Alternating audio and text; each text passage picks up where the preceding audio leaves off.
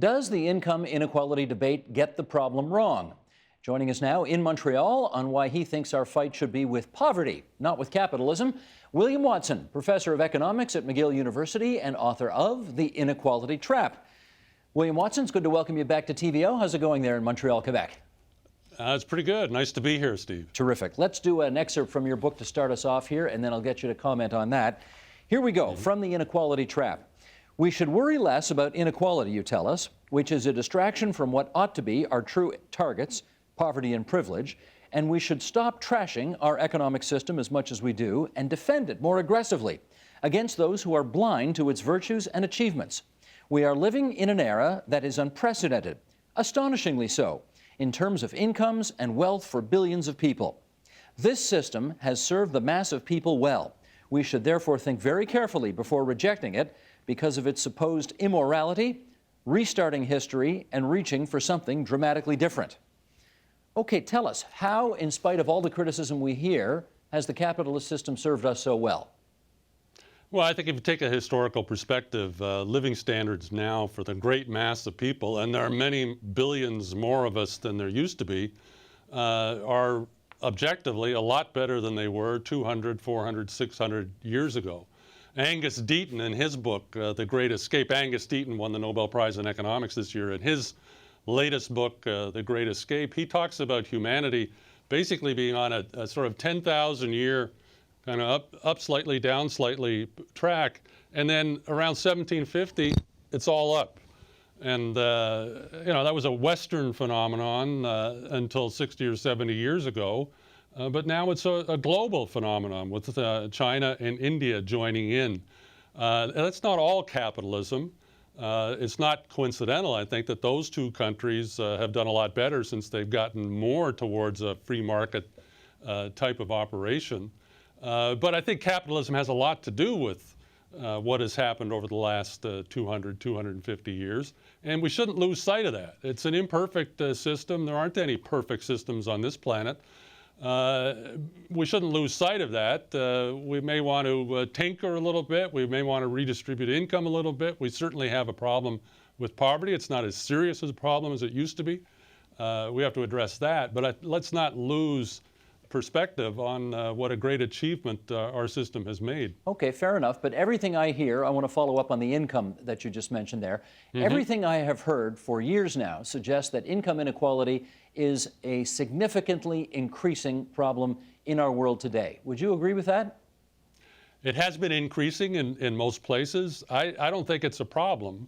So I don't think it's an increasing problem. Some people have more money than other people. I think that can be a bad thing. It depends on how they earned it. If they stole it, that's clearly a bad thing. If they came up with terrific new ideas, in the book I talk about sort of the obvious example, poster boy for capitalism, Steve Jobs, started with nothing, ended up at his death with an estate estimated to be worth $8 billion, truly colossal amount of money. He did that mainly by pleasing people, right? He came up with products and ideas that people really liked and were willing to pay for. It was essentially a voluntary series of transactions between Steve Jobs and millions and millions of people. I think it's fine. He gets his $8 billion, terrific. It's his money. He'll have to pay his taxes, as we all do.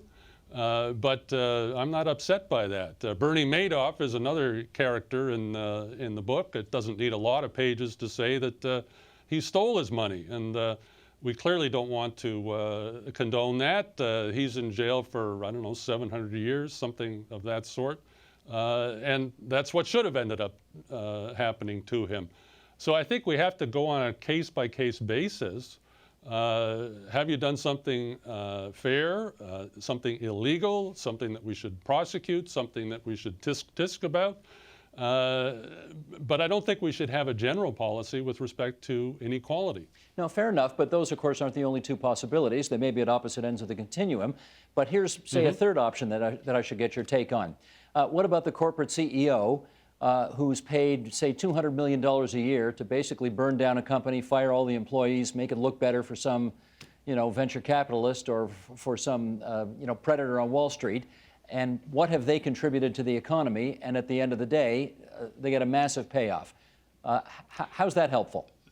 A third character in the book is Jamie Dimon, who's a major banker in the U.S., and his income fluctuates from between $1 million a year to up to $40 million a year. Would you like to go into a job where you fire people? I wouldn't do it except for a lot of money. Is it socially useful that some companies get shut down? It probably is socially useful that some companies get shut down. We have a competitive economic system, and if companies aren't going to survive, if they aren't doing the job of providing the goods and services that people want, then they are going to shut down. Okay, let's go macro then here, and let's make the distinction that your book makes, which is the distinction between inequality and poverty and how they're not the same things. You want to help us understand that? Well, you could have in theory, North Korea doesn't have any inequality except for, I guess, the one guy at the top, but they clearly have lots of poverty. I envision the world of 2,500. If you have a 1% growth rate to 2,500, then a minimum income in that society is going to be $1 million a year more. There won't really be any poverty in absolute terms, at least, in such a society. But there could be inequality. There still could be Steve Jobses and Jamie Dimons, the 25th century version of them, who make not 1 million, but hundreds of millions, billions, trillions of dollars.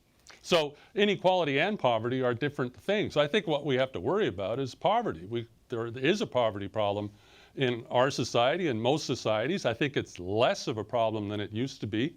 The numbers suggest that we are for many groups that are traditionally disadvantaged, we're making improvements. The poverty rate among families headed by single moms as recently as 2000 was 40%, a 40% poverty rate. And the latest numbers are that that's down to 20%. We've made progress in that area. Let me put a couple of ideas to you that deal with income insecurity that many people are feeling these days, and get your review of them. Finland, for example, is bringing in a version of the guaranteed annual income. The province of Ontario, where we do this program, has plans to bring in the Ontario registered pension plan. What do you think of those approaches to trying to deal with poverty and/or income inequality? Well, as a general principle, I'm not all that opposed to income redistribution. I think giving people cash is a good way to deal with their poverty. You want to get them to dig themselves out, but in the short term at least, cash is going to help. I think it's largely a question of what are the effects on them. There are some studies, one done by Jean-Yves Duclos, who is now a federal cabinet minister, former Laval economics department chair, that simulated the effects of such a program in Quebec and found that at the bottom end, you might not actually raise people's income all that much. What you would do is cause them or induce them to work fewer hours. They'd have the same income, they'd be working fewer hours. Maybe that makes them better off. Maybe over the long haul, if you get away from work, you're not better off. And of course, if you're going to make it a universal program, the question then is, how much does it cost? What happens to tax rates in order to finance it? And you know, we are a rich society, but our riches are not without limit. And you have to be concerned about the taxes that you impose on people who are working and investing. What can you afford to give to lower income people? I assume that as the society develops and as we do become wealthier, we'll move more and more in that direction. Milton Friedman, the conservative economist, Nobel Prize winner himself from the University of Chicago, at one stage in his career was a foremost proponent of a so-called negative income tax. His concern, and I share his concern, is what happens to the welfare infrastructure if you move towards this nice, clean, cash way of doing it? Can you reduce what you pay for other types of welfare services if you're going to make people more reliant on their own cash? Or are you going to have a double welfare system? His conclusion was you'd probably have a double welfare system. You wouldn't really get rid of the welfare infrastructure, but you would put the guaranteed income on top of it. And for that reason, he withdrew his support from, over the years, tended to withdraw his support from the negative income tax. How much support do you think there is in the country today for a more Nordic-style approach to things, namely higher taxes and therefore more public spending on more things, services, infrastructure, whatever, that many people tell us they want? Well, it's a question of how much, right? We just elected a government that at the federal level that did promise higher taxation, moving the top federal rate from 29 to 33%. That's not as high as some other groups would like to see it go. So that was a relatively modest increase at the top end. And they were going to move it not to the poorest in society, but to probably the lower middle class and middle class. And that party got elected. Now, they made 325 other promises. Which of those promises was key in electing them? I think what we've learned is that 40% of the population is willing to vote for a party, two of whose 325 promises are tax more at the top end and tax a little less at the bottom end. Those are pretty small changes. I don't know if people would categorize that as Nordic.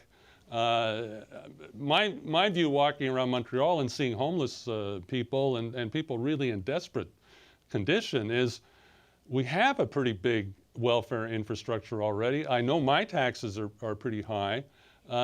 Is giving more money to the government really the way to go after this problem? Or are there other private mechanisms, charity, churches, other compassionate groups that are probably going to do a more effective job? Well, of course, the person who was saying during the last election campaign that once you get personal income taxes up over the 50% rate, it gets confiscatory, and he would oppose that, was, of course, the leader of the NDP, Thomas Mulcair, who said that.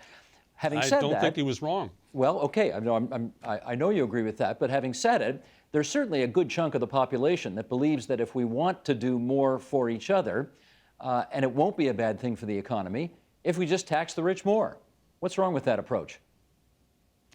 Well, I think, first of all, it can get confiscatory. Mulcair's argument was half for you and half for me. That's about as far as we want to go. 2/3 for the government and only 1/3 for me of my hard-earned cash.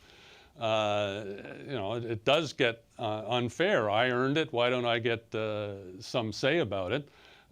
There's then, of course, the sort of utilitarian argument that if you tax people a lot, they stop earning income. They may still earn it, but we waste young minds by persuading them to become tax lawyers instead of cancer specialists or whatever other cause we're most interested in pursuing. As you jack up the top marginal rate, you create tremendous incentives for people to avoid income. And smart young people will go into the work of helping people avoid income so they can avoid declaring income so they can avoid paying taxes. I think that's an inevitable result of very high marginal rates. And also what you do is, I think you really, when push comes to shove, you won't do it.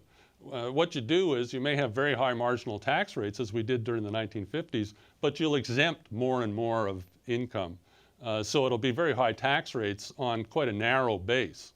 And I think most economists would argue that you're going to get an economy to work better if you have low rates on a very wide base, have as few exceptions to tax policy as possible. And those of us on the right, we want a recession, even a depression, among tax lawyers. That's what we would like to have. I think that's going to be a more effective way of generating wealth, and in the long run, helping people at the bottom end. So let's come full circle then to close this off, and that is back to the quote off the top. We really should stop trashing our economic system, you said. But I wonder if that's not sort of a tried, tested, and true tradition that goes all the way back to Franklin Roosevelt, for example, who had some pretty tough things to say about capitalism 75 years ago. So where does that leave us, do you think? Well, he was a politician. He was an excellent politician, obviously, very successful politician, but and he had particular difficulties that he was facing. But I think we should recognize that this is a terrific wealth generation system, and not just for the wealthy. People at the bottom end are living a lot better than they did 100 years ago, and because of the wealth that's been generated, we have the ability, both privately and publicly, to help them out. I think we should just stop trashing the system. Many Canadian broadcast outlets, it's very hard to get anybody to say a good word about capitalism or free markets. And I just think that's completely short-sighted. And in the universities, where nary a good word is heard about these institutions, I think it's biting the hand that feeds you. And there are well understood human reasons to want to do that. But I think as supposed truth tellers, we should back off from that and just say, look, we've got a great system. There are people at the bottom end we got to worry about. Let's get down to that business and not worry so much about people at the top end or about how the system itself is operating. And if the public's appetite for this conversation has been whetted a bit, we would turn them to the Inequality Trap, Fighting Capitalism Instead of Poverty. William Watson, it's good of you to join us on the line from Montreal, Quebec tonight. Thanks so much. It's been my pleasure, Steve. Always a pleasure. Help TVO create a better world through the power of learning. Visit supporttvo.org and make a tax-deductible donation today.